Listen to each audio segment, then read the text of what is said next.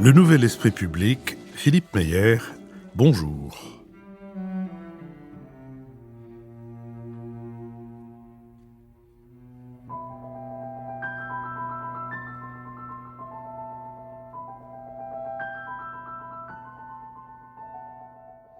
Bonjour, merci de nous avoir rejoints pour cette émission qui est la 400e du Nouvel Esprit Public.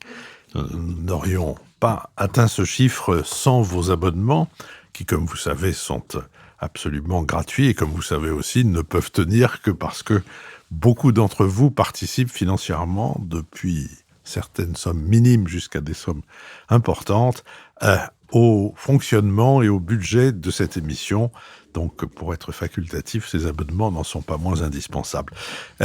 Cette 400e émission, je la commencerai en vous annonçant que le théâtre de l'école alsacienne, ça je vous l'ai déjà dit, est occupé au mois de mai par les répétitions, par les représentations et par les concerts des élèves, mais nous serons accueillis le 25 mai au siège de l'U2P, l'Union des entreprises de proximité, que je remercie de son accueil. C'est au 53 de la rue Ampère, dans le 17e arrondissement, métro Pereire au Wagram, et les inscriptions sont ouvertes sur notre site, mais attention, la salle est plus petite que la salle habituelle, 150 places au lieu de 300, donc ne tardez pas à réserver, car contrairement à l'Évangile, les derniers arrivés risquent de ne pas être servis. Nous allons maintenant tenter d'éclairer certains aspects de l'actualité avec Nicolas Bavrez, essayiste et avocat, avec Nicole Niesotto, vice-présidente de l'Institut Jacques Delors, Marc-Olivier Padis, directeur des études de la Fondation Terra Nova, et Michaela Wiegel, correspondante à Paris de la Frankfurter Allgemeine Zeitung. Nous sommes partenaires de l'hebdomadaire Le 1, dont le dernier numéro a pour titre « La France est-elle encore un pays colonial ?» Il est chapeauté ainsi « Pourquoi, 6 décennies après la dislocation de l'Empire français, notre passé colonial ne passe-t-il toujours pas ?» Mercredi, nous mettrons en ligne le 3e épisode de ma conversation avec Charlotte Elman-Cachin autour du peintre Paul Signac, de ses engagements de collectionneur et de citoyen, de la postérité de son œuvre et du travail scientifique mené autour d'elle. Enfin, vous savez que toutes nos émissions font l'objet d'un compte-rendu analytique ou compendium auquel vous pouvez vous abonner gratuitement. Vous le recevrez dans votre boîte aux lettres de courriel chaque mercredi. Commençons par nous intéresser à la France et au contrôle de ses finances publiques. Après une séquence de dérives des comptes publics préoccupante, c'est le terme de la Cour des comptes, qui dans son rapport publié à la mi-février chiffrait à 110 milliards d'euros l'effort à fournir pour ramener le déficit public à 3%. Les causes de ce déficit sont connues, recettes fiscales inférieures de 40 milliards aux prévisions de la loi de finances, dépenses plus élevées de 13 milliards, notamment du côté des collectivités locales. Selon le rapport de la Cour, la situation est due à des choix politiques. Tout d'abord, les experts reprochent au gouvernement des hypothèses de croissance optimistes qu'il a fallu plusieurs fois réviser à la baisse. Par ailleurs, ce dérapage est à mettre sur le compte de la mise en place jusqu'en 2023 de baisses d'impôts non financées et de l'absence d'économie structurelle sur le cœur de la dépense publique. Ces facteurs combinés se sont traduits, selon le gendarme des comptes, par une perte de contrôle de la dépense publique.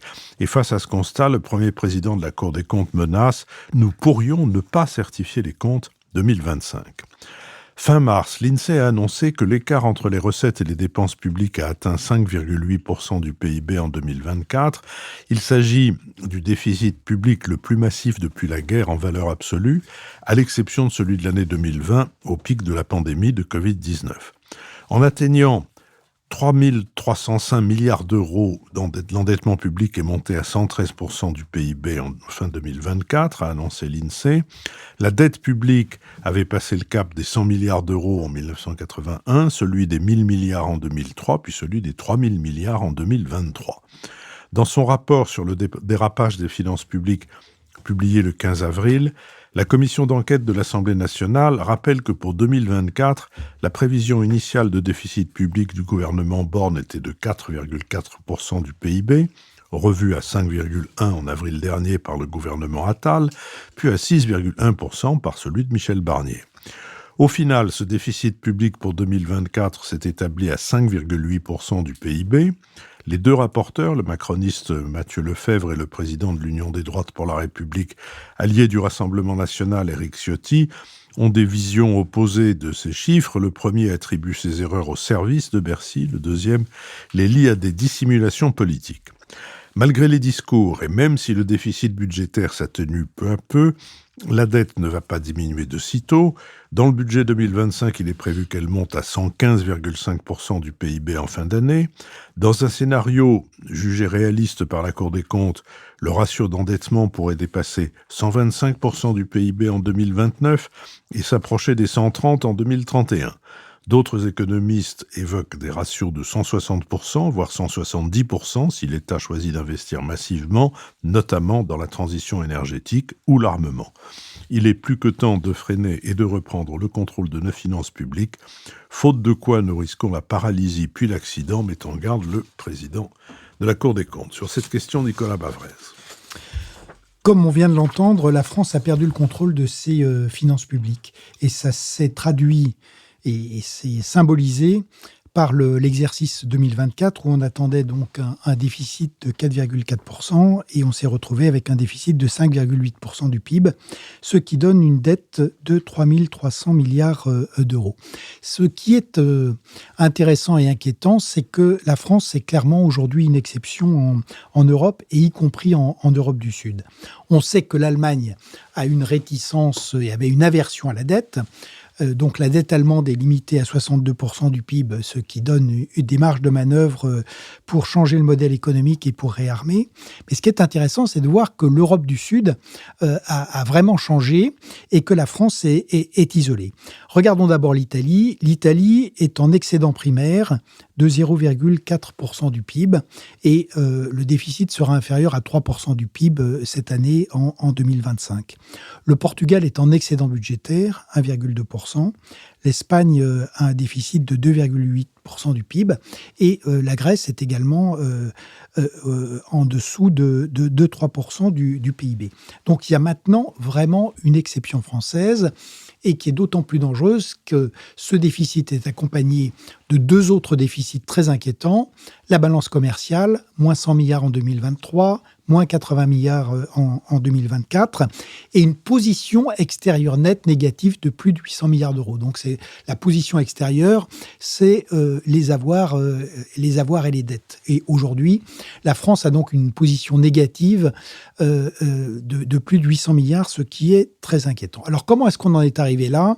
Ça est très bien dit, c'est pas un problème de recette, puisque quand on regarde l'équilibre, on a 57% du PIB de dépenses, on a donc un déficit autour de 5, 8, 6, ce qui veut dire qu'en réalité, on a 51% de recettes publiques, ce qui est énorme. 46% de prélèvements obligatoires et 5% de parafiscalité. Donc, le problème, c'est pas les recettes fiscales qui sont déjà excessives et qui cassent la croissance, l'investissement et l'innovation. Le problème, c'est la dépense. Et il est clair qu'il y a une addiction à la dépense et notamment à la dépense sociale qui représente 34% du PIB dans notre pays. Aujourd'hui, compte tenu de la situation politique, c'est vrai que la perte de contrôle va se poursuivre. Pourquoi ? Parce que la croissance, en fait, sera pratiquement nulle en 2025. Elle était de l'ordre de 0,5 avant les mesures Trump. Donc, on va être autour de 0% de croissance. Et donc, on va avoir de nouveau un déficit qui va approcher 6%. Et en réalité, une dette qui va approcher 120% du PIB dès la fin de l'année. Donc, ça veut dire quoi ? Ça veut dire que cette situation est insoutenable. Elle est insoutenable, vous l'avez rappelé, parce que le service de la dette, ce qui va aller à 100 milliards, c'est pas du tout le budget de la défense, c'est le service de la dette. Et ça, dès 2029. Surtout, en matière économique, il y a un principe qui s'applique et qui est exact, c'est que la dette devient insoutenable quand les taux d'intérêt sont supérieurs à la croissance nominale, c'est-à-dire la croissance plus l'inflation. En 2025, les taux d'intérêt seront autour de 3,5% et ils vont plutôt monter en raison du désordre mis sur le marché obligataire par Donald Trump. La croissance sera entre 0 et 0,2 ou peut-être, mettons, 0,4%, l'inflation à 2. Donc, vous voyez, d'un côté, des taux d'intérêt à 3,5, une croissance nominale au maximum à 2,4. Ça veut dire une dette qui explose. Donc, on n'est pas dans le modèle grec, mais on est dans le modèle de l'étranglement financier, du garrot financier comme l'a vécu l'Italie en 2011. Alors que faire ? En fait, quand on regarde justement les autres pays européens et notamment l'Europe du Sud, ce qui est intéressant, c'est qu'il n'y a jamais de redressement que budgétaire. C'est-à-dire que l'objectif, c'est pas 3% du PIB de déficit. La dette redevient soutenable quand on est en excédent primaire, comme l'est aujourd'hui l'Italie. Et pour être en excédent primaire en France, ça veut dire ramener le déficit à 1,5% du PIB. Donc, ça veut dire 1% par an d'effort, ce qui est tout à fait possible sur les dépenses, puisqu'elles représentent 1700 milliards et qu'on n'a jamais fait jusqu'à présent de vraies économies. Mais ce qui est important, c'est d'avoir une méthode qui, mobilise au service de cet objectif, de ne pas avoir une approche catégorielle en ciblant soit les retraités, soit les riches, soit telle ou telle partie de la population. Et moi, ce que je proposerais volontiers, c'est de désindexer toutes les aides sociales, le barème de l'impôt sur le revenu et le traitement des fonctionnaires tant qu'on est parvenu à 1,5% du PIB. Parce que là, tout le monde est associé à l'effort de redressement. Mais le plus important, c'est que ça ne peut marcher que si on a une vraie stratégie économique. Par ailleurs, ce qu'ont fait le Portugal, l'Italie ou l'Espagne, c'est-à-dire on ne peut rétablir l'équilibre des finances publiques si on n'a pas une stratégie de croissance. Et ça veut dire évidemment de travailler sur tous les facteurs de production. Le travail, la France est le pays où on a le moins de travail, 664 heures en moyenne par habitant contre 770 en moyenne en Europe, près de 1000 en Asie. Il faut remettre l'épargne vers les entreprises et les fonds propres grâce à des fonds de pension, et il faut libérer l'innovation. Si on ne fait pas ça, eh bien la France va aller taper le mur de la dette comme en 83, et c'est vraiment la capitulation de la classe politique française, c'est que pour l'instant, on voit que finalement, le choix est fait de ne rien faire avant d'avoir vraiment tapé le mur de la dette, et ce sera extrêmement coûteux si on fait ça. L'ajustement sera beaucoup plus douloureux d'un point de vue économique, mais surtout d'un point de vue social. Michaela Wiegel. Oui, je pense que malheureusement, nous sommes maintenant dans le scénario noir que tous les opposants de l'euro en Allemagne avaient prévu. Pas pour la France d'ailleurs, mais plutôt pour ce qu'on appelait de façon très méprisante le Club Med. Nicolas Bavrez vient de le décrire. Assez étonnamment, la pression était suffisamment forte pour que les pays du Sud, le Portugal, l'Espagne, l'Italie et même la Grèce aient vraiment fait des efforts considérables pour assainir leurs finances. Et le pays dont Jean-Claude Juncker disait qu'il était trop grand pour être soumis sous une véritable pression, la France restera toujours la France, disait-il. C'est la France qui pose désormais un véritable défi à l'euro. Puisque l'euro protège la France et rend cette dette soutenable pour le moment.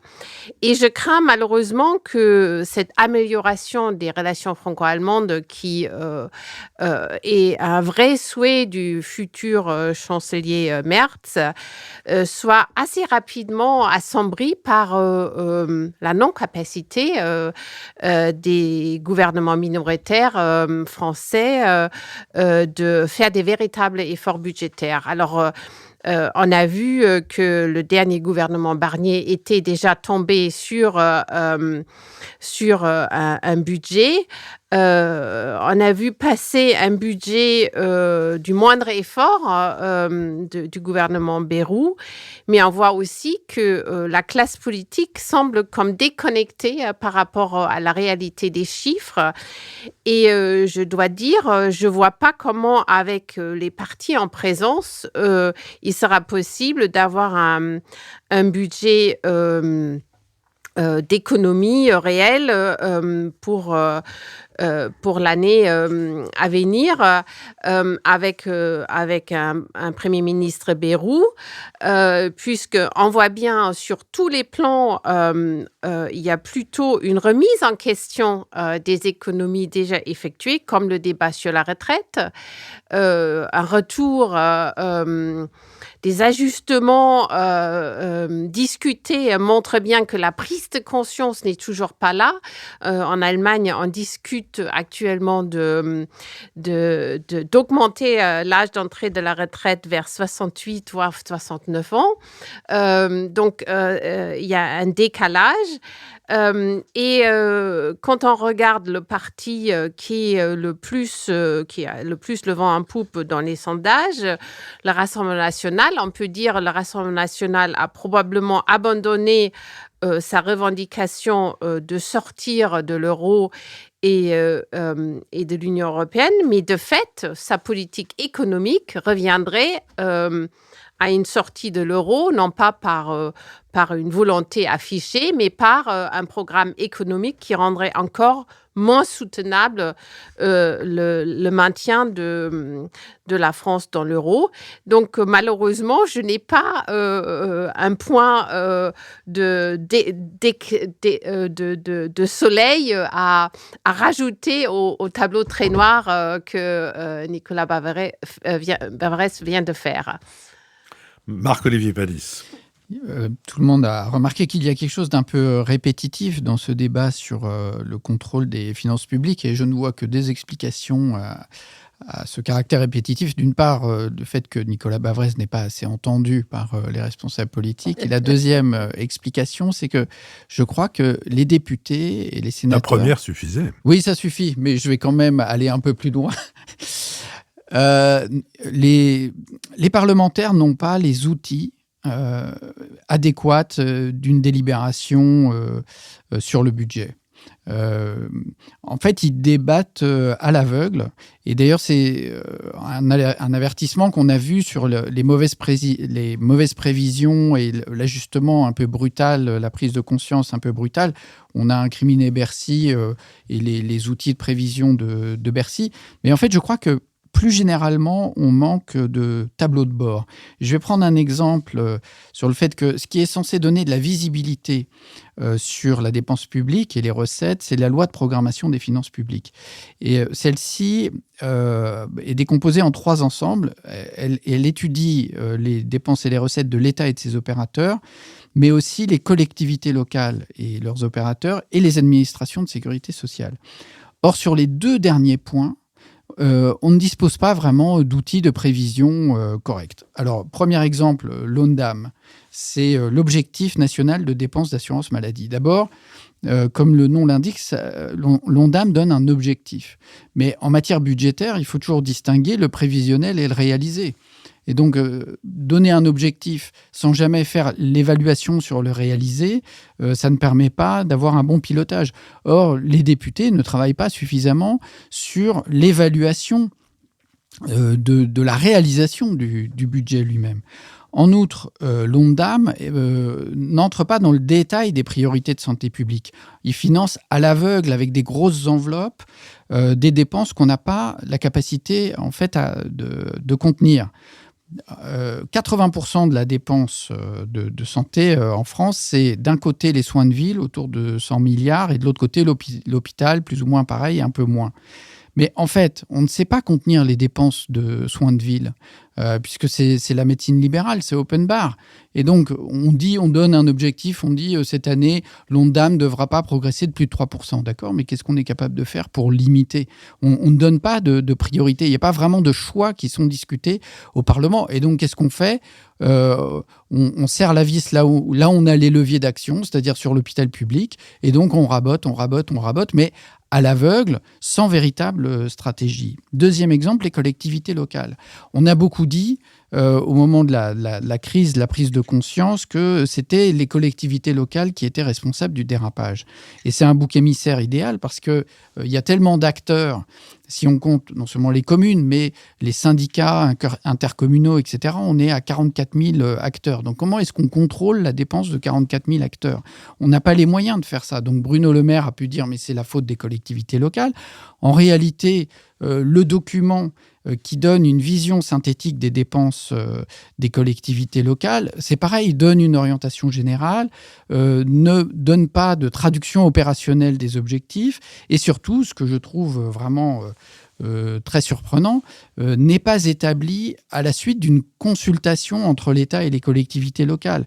Et donc, tout ça est élaboré en chambre à Bercy sans jamais consulter les responsables financiers des collectivités locales, qui sont des gens compétents. Quand vous êtes le directeur financier d'une grande métropole, vous êtes tout à fait capable de discuter avec Bercy. Et en fait, Bercy sort des chiffres de dépenses qui servent en fait à afficher quelque chose qui tient à peu près la route vis-à-vis de Bruxelles, mais qui ne correspond pas aux réalités budgétaires des collectivités locales. Alors en fait, quand le budget est pas tout à fait... est approximatif comme ça, et que le budget réalisé est à peu près dans les clous, ça se voit pas, et donc ça gêne personne. Mais comme là, tout d'un coup, il y a eu un décalage très fort entre les prévisions et le réalisé, c'est devenu un irritant. Et donc, je renvoie pour plus de détails à une note qu'on a publiée sur le sujet, sur les collectivités locales sont-elles responsables du dérapage du budget. Donc, il faudrait évoluer sur ces outils, avoir des outils beaucoup plus fins, de manière à ce que les parlementaires débattent de choses réelles, et aussi que la dépense locale fasse l'objet d'une vraie concertation et d'une vraie co-construction avec les acteurs qui s'occupent véritablement de ces finances, qui ne sont pas, d'ailleurs, elles sont tout à fait contenues au niveau local. Le niveau d'endettement des collectivités locales est tout à fait raisonnable, etc. Bon, ce qu'on voit, c'est que, pour conclure, c'est que la conjoncture politique n'est pas tout à fait favorable à ce débat. En fait, même si on suit par exemple les idées de Nicolas, on voit bien que c'est un débat de nature présidentielle, de prendre ces décisions, enfin, sauf à donner des coups de rabot effectivement à l'aveugle. Mais si on veut une véritable stratégie de limitation avec par exemple une désindexation de certaines prestations, pour ma part, notamment, moi je préconiserais plutôt la désindexation sur les retraites, etc. Mais on ne peut pas prendre des décisions comme ça, brutalement, sans que ça fasse l'objet d'un débat politique et le sentiment que c'est un projet, un projet collectif qui a été débattu dans le cadre d'un grand débat politique. Nicole Nisotto. Oui, je vais peut-être apporter une note dissonance dans ce tableau très noir. D'abord, en comparant la France dans l'Europe, là, je suis d'accord avec Nicolas, on fait partie des très mauvais élèves. Je crois qu'il y a Malte qui fait pire que nous. Mais quand on regarde depuis 50 ans, c'est-à-dire depuis 1974, jamais le budget français n'a été à l'équilibre. Donc, nous vivons dans un déficit structurel du budget français depuis 50 ans. Alors, on peut en tirer deux conclusions. La première, c'est que ce gouvernement n'est pas totalement responsable de l'état actuel des finances publiques, puisqu'il a un historique de 50 ans derrière. Et la deuxième conclusion, c'est que ce déficit structurel presque de la France, il peut varier selon les périodes. Il a été très haut après la crise des subprimes en 2008, il a été à 7% du PIB. Il a été très haut après le Covid, il était à 9% du PIB. Et il est revenu après, en 2018 par exemple, on était presque dans les clous à 3% du PIB. Donc, autant la France a une habitude de déficit structurel, autant certaines politiques peuvent être adoptées qui laissent ouvert un certain optimisme. Et la deuxième caractéristique de la France en Europe, c'est qu'on est un pays où il y a un débat sur la dette. Alors qu'en Allemagne, jusqu'à très très récemment, la dette était considérée comme le péché constitutionnel majeur. L'endettement était pratiquement interdit. Autant en France, une bonne partie des économistes et des experts continuent de considérer que finalement, la France est très riche, le patrimoine est formidable, on est dans l'euro, et si on fait des investissements productifs en matière d'innovation, eh bien, corriger le déficit public par un endettement supplémentaire, ça peut se soutenir. Il y a évidemment la thèse inverse qui dit que c'est reporté sur la génération future le déficit. Actuellement, si je comprends bien, nos 3 000 milliards de dettes, c'est 50 000 euros par personne et par an qui pèsent sur la tête des Français. Donc c'est vrai qu'on peut s'inquiéter pour les générations futures. Mais en même temps, donc, ce que je voulais souligner, c'est qu'on est un pays où on a l'habitude d'être en déficit, et deuxièmement, où il y a un vrai débat d'économistes. Nicolas, vous êtes bien meilleur économiste que moi, mais il y a des économistes qui pensent différemment, et ça, je crois il faudrait au moins tenter de l'expliquer. Mon deuxième point, je pense que ce n'est pas l'importance des dépenses publiques sur lequel il faut mettre le doigt, mais c'est l'efficacité de la dépense publique. Alors, c'est pas du tout original ce que je dis, mais la question, c'est pas qu'on dépense trop, c'est qu'on dépense mal. Et je suis d'accord avec Marc-Olivier, si on avait des instruments plus affinés pour savoir, pour contrôler à moyen, long terme l'efficacité de la dépense publique. Mais vous connaissez tout ce triangle des Bermudes financiers, qui est la France a le plus fort taux de redistribution sociale, 30% en Europe. Elle a le plus fort taux d'imposition en Europe, 48%, et elle a le plus fort taux de mécontentement populaire en Europe. Les gens ne sont pas contents, et ils ont raison de l'être. L'école ne fonctionne pas, l'hôpital ne fonctionne pas, la recherche est complètement sinistrée. Donc moi, je pense que le problème, c'est pas tellement l'importance de la dépense publique, c'est son malheur. Et je voudrais un dernier point, si je puis permettre. Alors là, vraiment, pour un vrai désaccord avec Nicolas. Nicolas, vous dites, la seule façon de s'en sortir, c'est d'augmenter la croissance. Or, on est dans un monde économique où la notion même de croissance me paraît devoir revisiter. L'Allemagne vient de dire qu'en 2025, elle aura 0% de croissance. Et donc, on ne peut pas tabler sur la croissance pour régler le déficit si on est pratiquement sûr qu'il n'y aura pas de croissance. Et mon deuxième désaccord, c'est qu'il ne faut surtout pas réduire les dépenses sociales. Ça n'est pas là où on peut trouver un moyen de réduire les déficits publics. Et le dernier point, c'est-à-dire cette idée que les retraités devraient payer pour l'équilibre des finances publiques, me paraît être politiquement une catastrophe. Nicolas Bavrez. Quelques commentaires. D'abord, on n'est pas dans un monde sans croissance. Avant que Donald Trump ne mette complètement à sac l'économie américaine, elle était sur une pente de croissance de pratiquement 3% par an, avec des gains de productivité de 2,5%. Quand on prend l'Europe du Nord, il y a de la croissance. Quand on prend l'Europe du Sud, il y a de la croissance. Donc l'idée qu'on est dans un monde où la croissance, et évidemment, si on va en Asie, on a des pays qui affichent des progressions de l'activité tout à fait importantes. Et on peut avoir une activité, ce que montre l'Europe du Nord. Par ailleurs, on peut avoir de la croissance et faire de la transition écologique en même temps. Donc l'idée que le monde est en croissance zéro, c'est une idée qui est fausse et dangereuse. Elle est dangereuse parce que c'est la paupérisation garantie et que ça met clairement en péril la liberté. Ce qui est intéressant aussi, c'est l'idée finalement, et c'est vrai, le dernier excédent, c'est 73 plus 0,2% du PIB, c'est Georges Pompidou. Et de se dire, bon, ça fait 50 ans qu'on est en déficit et qu'on accumule de la dette, donc pourquoi pas continuer pendant les 50 prochaines années. Ça, je crois que c'est pas possible pour les raisons suivantes. D'abord, qu'est-ce qui fait qu'on n'a pas encore eu de crise financière en France ?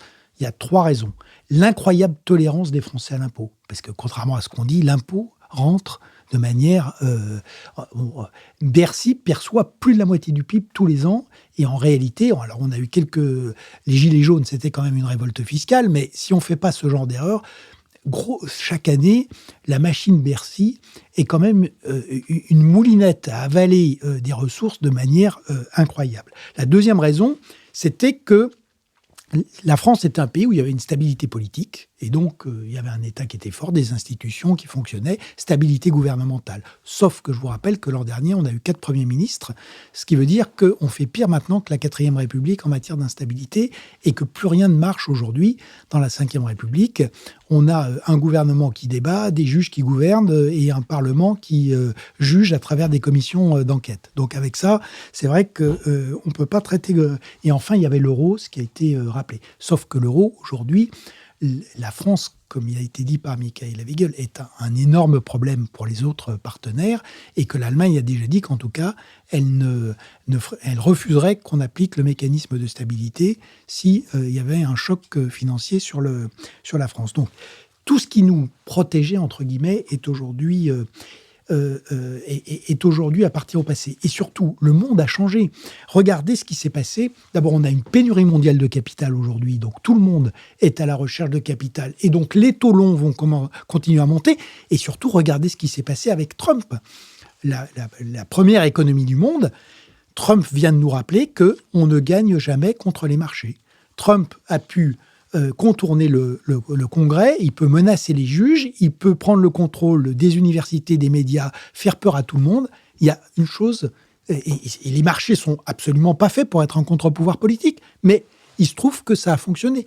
Et je rappelle, l'Italie, c'était la même chose. La Grèce de Tsipras, Tsipras, il a eu le choix entre sortir de l'euro et de l'Union ou faire effectivement moins 20% sur les pensions de retraite et sur les salaires des fonctionnaires. Et il a pris la deuxième solution. Donc il faut se rappeler ça, c'est que et Madame Liz-Truss, elle a tenu 15 jours en face des marchés financiers. Donc il faut bien avoir ça en tête, c'est que quand la crise financière démarre, ça n'est pas le politique qui gagne.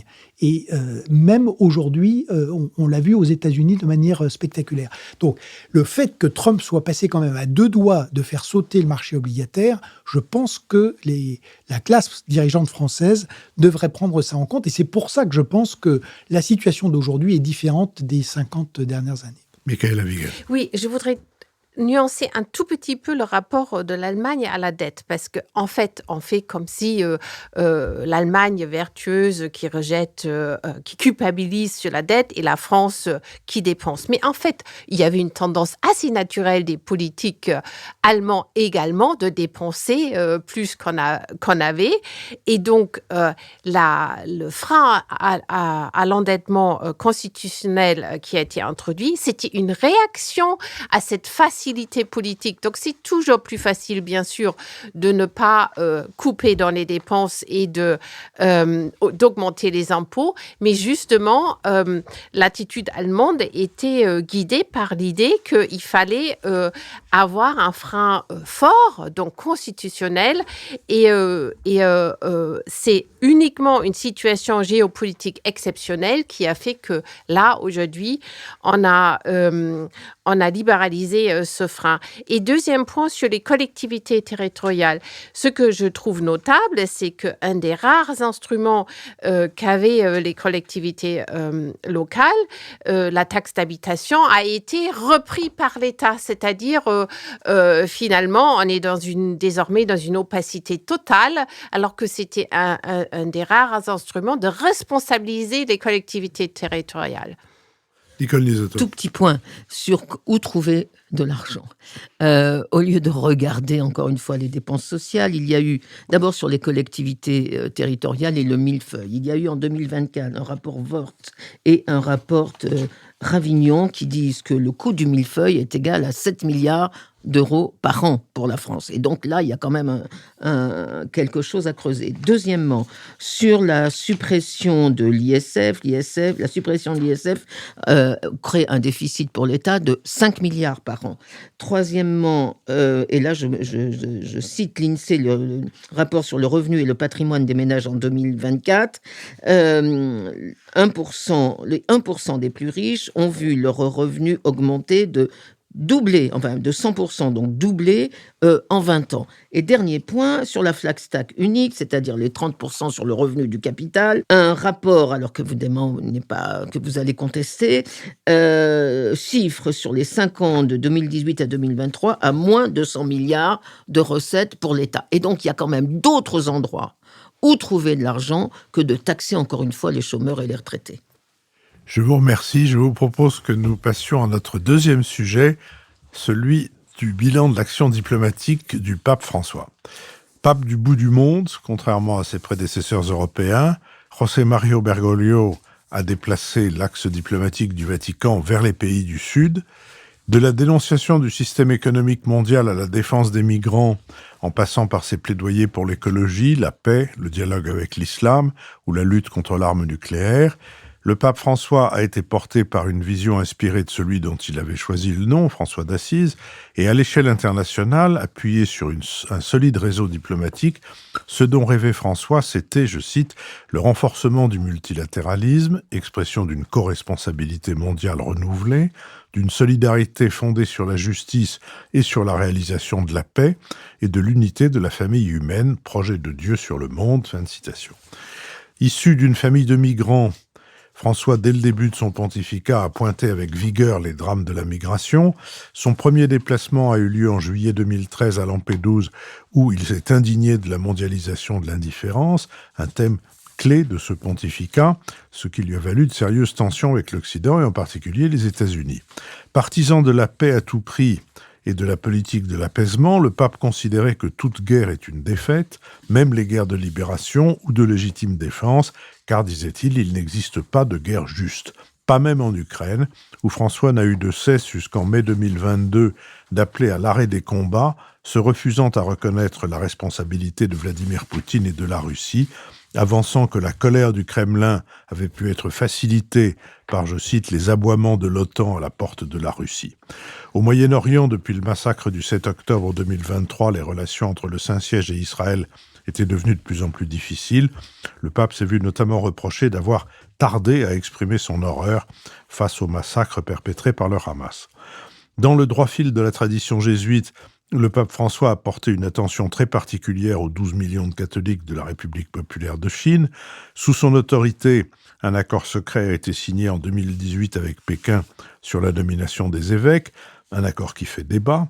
Au chapitre des avancées diplomatiques, François a œuvré au rapprochement historique entre les États-Unis et Cuba et joué un rôle dans la réconciliation en Colombie, ainsi que dans la libération d'enfants ukrainiens capturés par les Russes, tandis que le dialogue interreligieux aura progressé, notamment avec l'université Al-Azhar du Caire.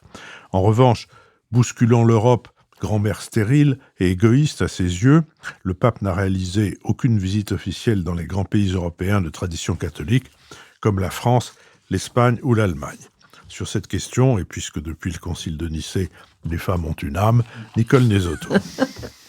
Une âme mais noire à vos yeux, sans doute. Petite et noire. Oui, petite et noire, j'imagine.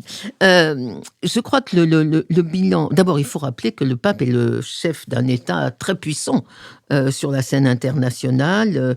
Le Vatican a un statut d'observateur à l'ONU et le Vatican entretient des relations diplomatiques avec 184 pays sur 192 de la planète. Il n'y a que 2 grands pays avec lesquels la papauté, enfin le Vatican n'a pas de relations diplomatiques, c'est l'Arabie Saoudite et la Chine.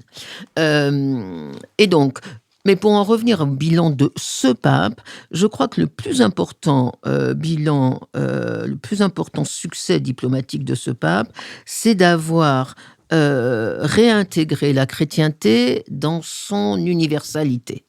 On avait jusqu'à maintenant des papes soit italiens, soit européens, qui avaient donc un syndrome presque naturellement occidental.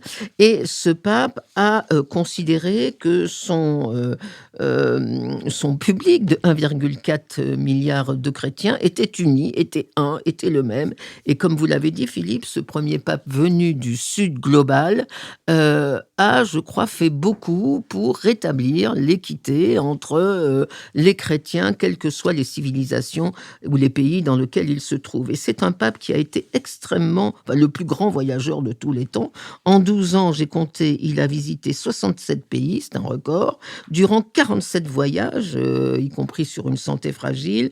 Et il avait cette formule extraordinaire qui était, il faut, je cite, sortir du balcon, aller dans les périphéries de façon à justement rétablir l'unité de la chrétienté. Vous l'avez dit, Philippe, le seul continent pour lequel il a manifesté une certaine désinvolture, voire un désintérêt, c'est l'Europe. Non seulement la France, l'Espagne et l'Allemagne, mais la Grande-Bretagne aussi n'a pas eu droit à une visite du pape. Deuxièmement, donc un pape universel et deuxièmement un pape contesté. À la différence de Jean-Paul II, dont la mémoire historique gardera le fait que c'était un pape militant de la démocratie et qu'il a joué un rôle fondamental dans la libération des pays d'Europe centrale vis-à-vis de l'Union soviétique, à la différence de Benoît XVI, qui était plutôt un théologien dont l'action internationale n'a pas été la priorité, le pape François a eu une véritable action internationale, mais évidemment, elle a été contestée. D'ailleurs, c'était un pape contesté également à l'intérieur de la curie sur les questions d'homosexualité, sur la réforme des finances du Vatican, etc. Mais à l'international, il l'a été aussi. Et je vais rapidement prendre les 3 priorités de ce pape pour montrer où était le débat. Il avait 3 priorités qui commencent toutes par la lettre P, la paix, la planète et les pauvres. C'était vraiment le symbole de son action. Alors si on commence par la paix, le bilan est effectivement nuancé. Il a eu un grand succès sur Cuba.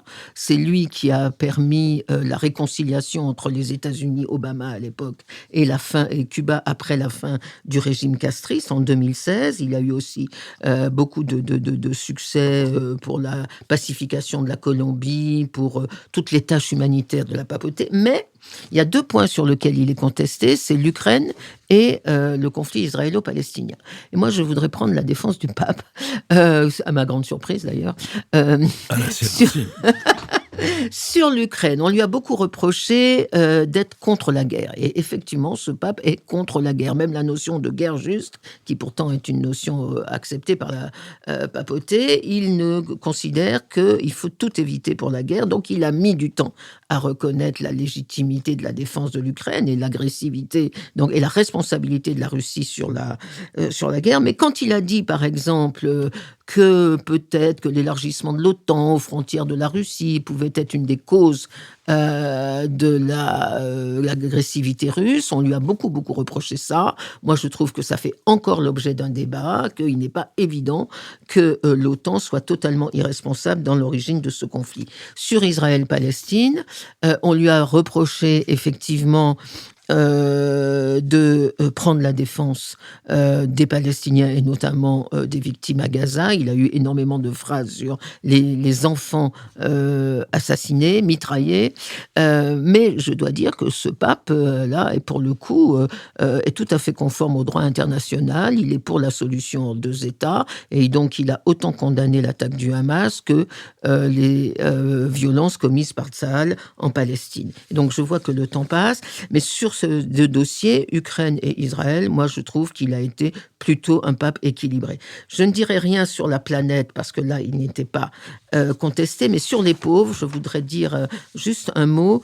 Il a été effectivement, il a fait l'objet d'un débat, notamment dans sa défense des migrants. On a pensé que sa défense des migrants et de toutes les déshérités de la terre allait de pair avec une espèce de justification de l'islamisme, de la reconnaissance de la légitimité même du terrorisme. Je crois que c'est vraiment lui faire un mauvais procès. Marc-Olivier Padis. Oui, alors moi, contrairement à Nicole, j'aurais un bilan plutôt finalement assez négatif de cette action diplomatique, un peu aussi à ma grande surprise, parce que j'ai plutôt admiré les encycliques du pape, Laudato Si sur l'environnement, et puis la toute dernière en 2024, Dilexit Nos sur la littérature, qui était vraiment un beau texte et une belle surprise. Alors, contrairement au Polonais Jean-Paul II, François n'a pas été choisi par le conclave sur un enjeu géopolitique. Il avait été élu parce que la démission de Benoît XVI, Joseph Ratzinger, avait mis en évidence les dysfonctionnements au sein de la curie, et donc il fallait y mettre bon ordre, ce qu'il a fait à sa manière un peu autoritaire, mais c'était sans doute nécessaire. En outre, après un grand théologien, Benoît XVI, il fallait plutôt... Benoît XVI, professoral et doctrinaire. En même temps, il fallait quelqu'un de beaucoup plus ouvert, beaucoup plus avenant, avec un message plus simple. Et François s'est considéré plutôt dans une mission pastorale, c'est-à-dire il n'a pas touché tellement au sujet proprement théologique, ni même ecclésiologique sur l'organisation de l'Église, même s'il a parlé de synode. Il a été un pasteur plus humain et il a su très bien le faire. Alors évidemment, comme premier pape venu du Sud, il y avait quand même une dimension géopolitique de sa nomination et il a exprimé son projet à travers son expression des périphéries. C'est-à-dire il voulait parler, lui venant d'une périphérie, il voulait parler aussi aux périphéries. Alors, il l'a exprimé notamment dans le choix des nouveaux cardinaux, où il a rééquilibré la composition du conclave, notamment en faveur de l'Asie, en nommant beaucoup de nouveaux cardinaux venus de l'Asie. On verra bien ce que ça donne. Mais dans son langage, les périphéries ont pris un sens beaucoup plus large et quasi existentiel, puisqu'elles désignent aussi les bidonvilles à la périphérie des métropoles, mais aussi les exclus de la société, les pauvres, les migrants, comme l'a dit Nicole. Donc il a eu des très beaux gestes dès le début de son pontificat, notamment, ça a été rappelé, le déplacement à Lampedusa, les discours sur les réfugiés. Moi, j'avais été très frappé par cette expression mondialisation de l'indifférence, que je trouve une formule qui doit rester. Mais la diplomatie du Vatican est toujours prise en fait dans une dialectique entre le témoignage et l'efficacité. Et François a pris des positions fortes sur les migrants, contre les ventes d'armes, sur la nécessité de bâtir des ponts plutôt que des murs. Mais ces positions sont restées plutôt de l'ordre du témoignage et ont eu peu de portée pratique. Par exemple, la dénonciation du culte de l'argent, qui est tout à fait conforme à la tradition catholique, n'a pas eu d'effet significatif dans l'organisation économique du monde.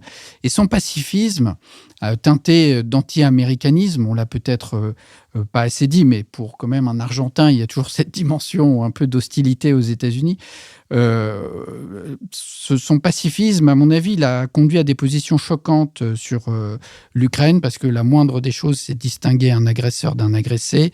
Et à partir de là, on ne peut pas se réfugier dans un discours abstrait sur la paix. Alors, sur les dossiers internationaux où il a avancé, effectivement, le rapprochement Cuba-États-Unis, Nicole l'a dit, mais en fait, plutôt en sa capacité d'État neutre que par la puissance spirituelle ou le rayonnement spirituel. Ça n'a pas eu vraiment d'influence. Sur la Chine, c'est surtout une question d'organisation interne, en fait, sur la nomination des évêques. Donc, ça n'a pas une portée extraordinaire.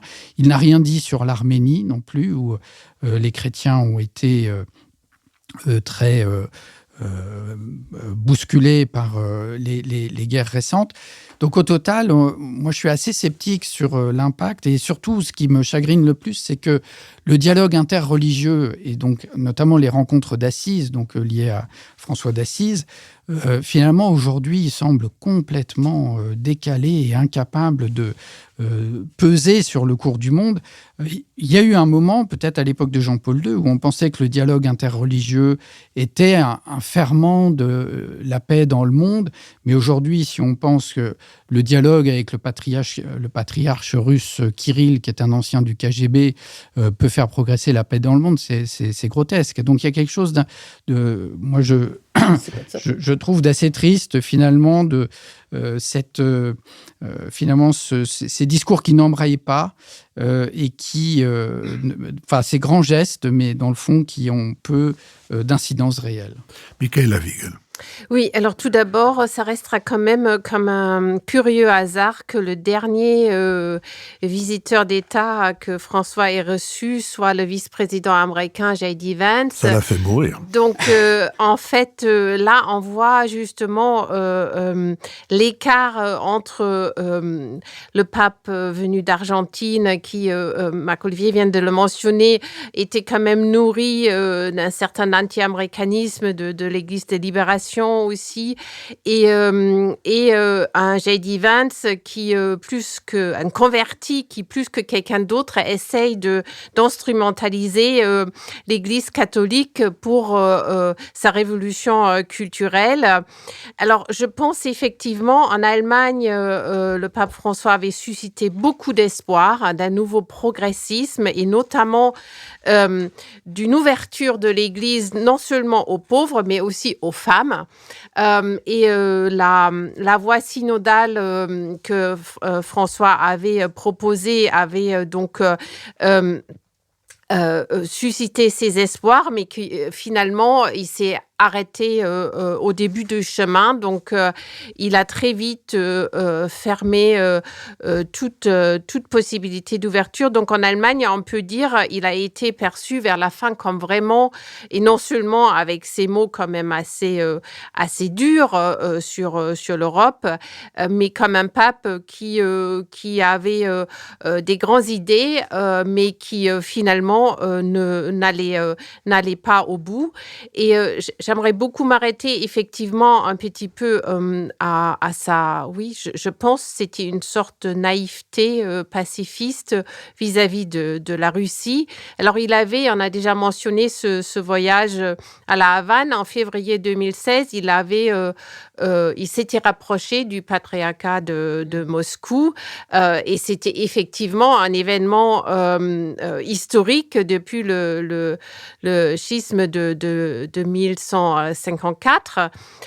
Mais justement, cette relation avec Kirill a complètement mis à l'écart l'Église gréco-orthodoxe d'Ukraine, qui est, elle, rattachée à Rome. Et dans ce conflit, on a vu que jamais François a vraiment nommé l'agresseur,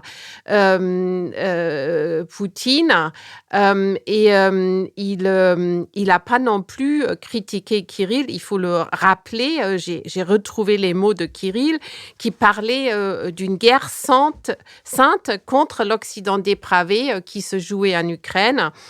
Et à cela, François avait, Nicole l'avait mentionné, parlé des aboiements de l'OTAN aux portes de la Russie qui serait responsable de ce conflit. Nicolas Bavrez. François a été nommé et choisi à la suite de l'impasse qui avait conduit Benoît XVI à la démission. Et donc, l'option conservation-restauration avait échoué. Donc, François a été élu pour faire la révolution dans l'Église et pour être effectivement le pape du Sud. 80% des 1,4 milliard de catholiques sont aujourd'hui dans le Sud. Donc à partir de là, il a essayé de faire 3 ruptures. La première, c'était l'Église pauvre pour les pauvres. Et là, force est de constater qu'il l'a très bien incarné. Ensuite, il y avait la lutte contre le cléricalisme, la réforme de la curie. Il a fait bouger les choses, mais force est de constater que là, rien n'est abouti. Il y avait trois grands chapitres, si je puis dire. Il y avait la lutte contre les abus sexuels, la place des femmes et la transparence des finances. Et sur ces 3 aspects, et la transparence des finances étant liée à la réorganisation de la curie. Aujourd'hui, le Vatican, c'est un peu la France, c'est 1 milliard de budget, c'est 70 à 80 millions de déficit, mais au moins la France publie les comptes.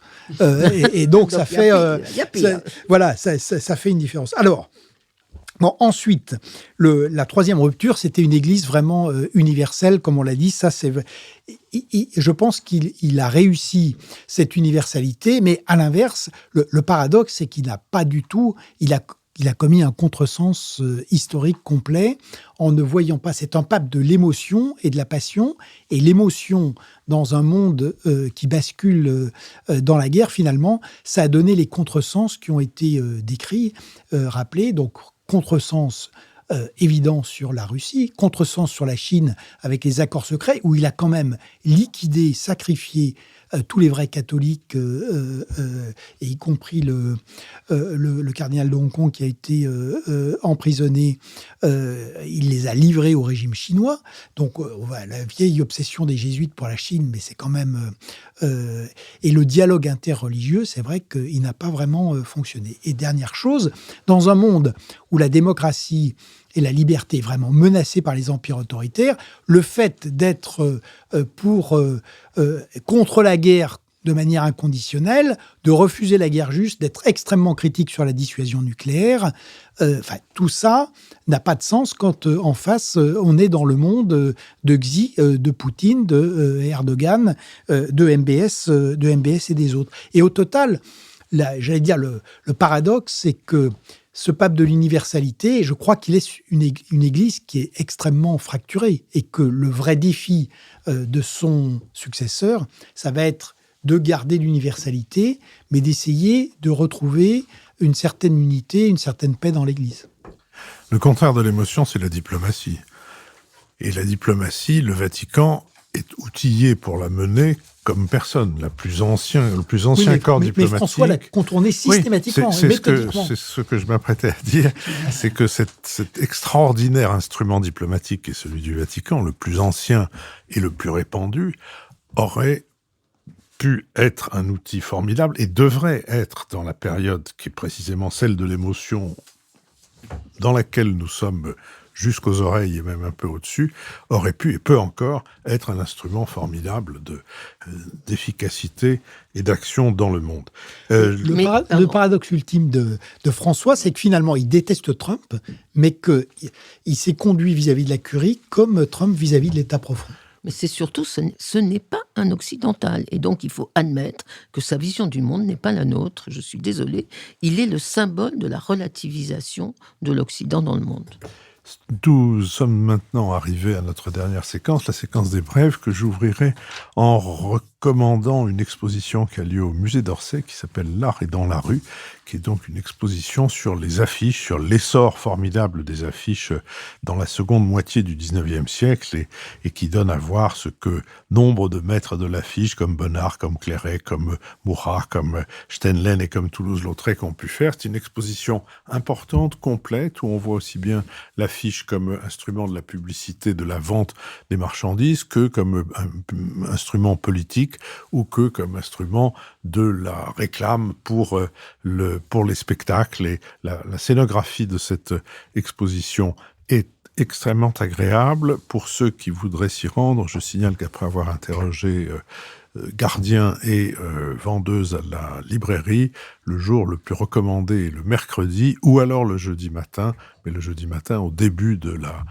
juste à l'ouverture. Marc-Olivier Padis.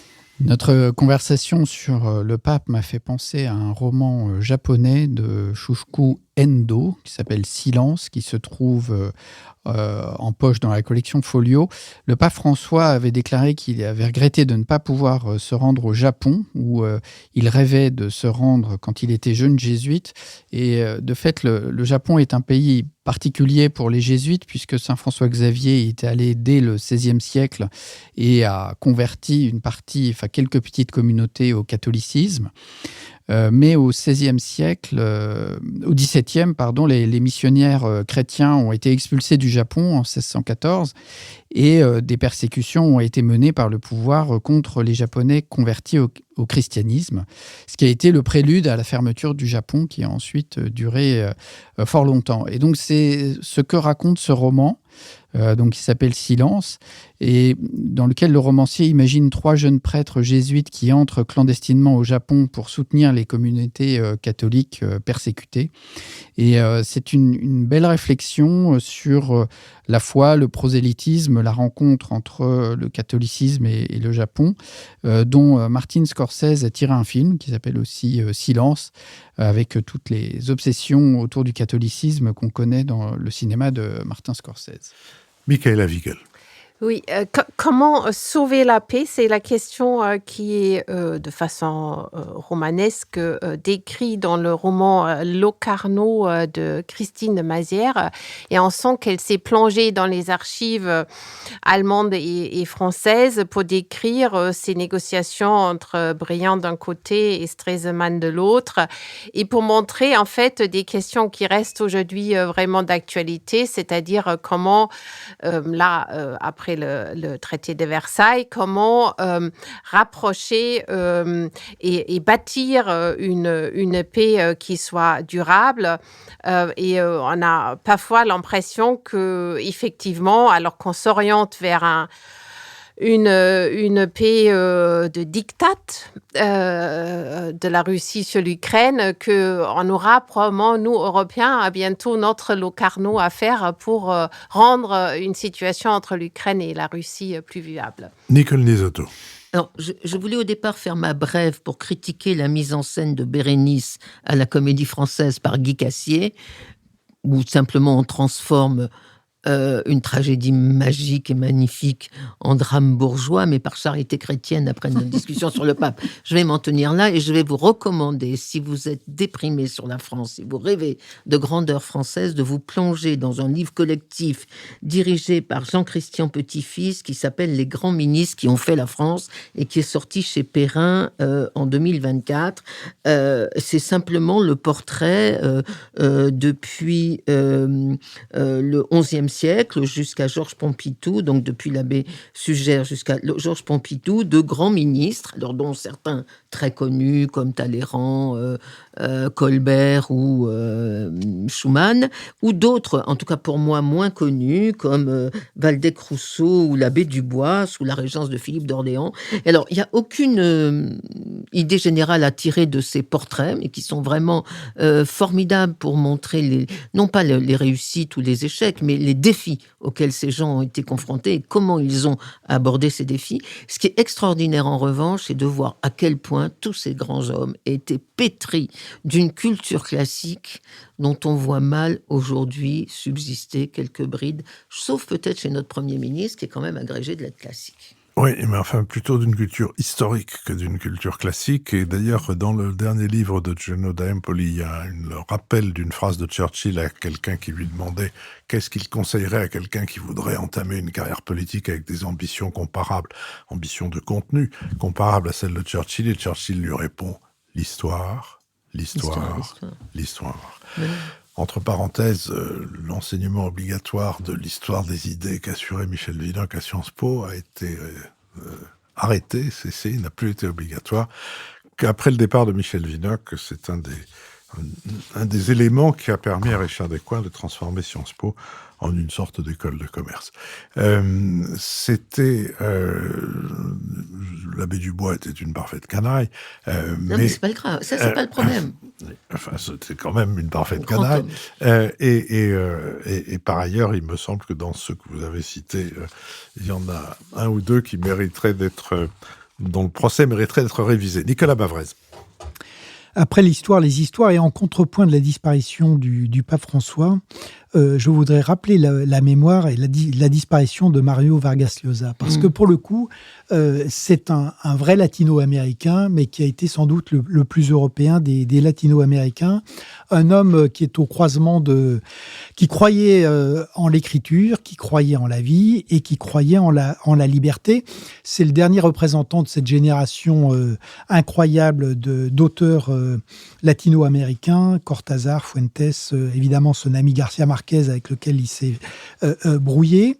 Et il a deux choses particulières. Son œuvre continue à nous éclairer sur ce qu'est le populisme. La fête au bouc sur la fin de Trujillo, c'est un livre magnifique, mais ça montre bien ce mélange de mensonges et de peur qui est en train aujourd'hui de gagner par ailleurs les États-Unis. Et on peut rappeler aussi que il a fait une autobiographie intellectuelle et politique qui s'appelle L'appel de la tribu, où il évoque, il décrit, il résume les 7 auteurs qui l'ont converti du communisme au libéralisme. Et dedans, on trouve Gasset, espagnol, Hayek, Popper, Isaac Berlin, et il y a 2 Français, Raymond Aron et Jean-François Revel. Et je trouve que uniquement des Européens, et donc cette éthique, cette politique de la liberté, je trouve qu'elle est vraiment importante dans ce moment d'âge des empires, d'âge des prédateurs et des hommes forts. La liste des premiers ministres que Nicole Liesotto a tout à l'heure indiqué comprenait Waldeck-Rousseau. Waldeck-Rousseau, en 24, au moment du cartel des gauches, quand il est monté à la tribune, il a commencé son discours en disant « Enfin, les difficultés commencent ».